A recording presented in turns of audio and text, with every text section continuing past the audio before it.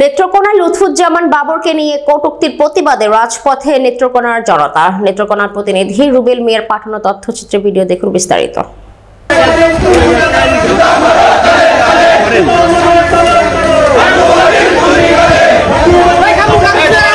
সাবেক স্বরাষ্ট্র প্রতিমন্ত্রী ও ভাটি বাংলার সিংহপুরুষ লুৎফুজ্জামান বাবরকে নিয়ে এনসিপি নেতা নাসির উদ্দিন পাটোয়ারির কুরুচিপূর্ণ বক্তব্যের প্রতিবাদে নেত্রকোনায় বিক্ষোভ মিছিল ও প্রতিবাদ সমাবেশ অনুষ্ঠিত হয়েছে।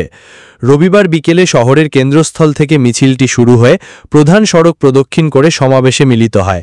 এতে দলীয় নেতাকর্মী সহ বিভিন্ন শ্রেণী পেশার মানুষ অংশ নেন।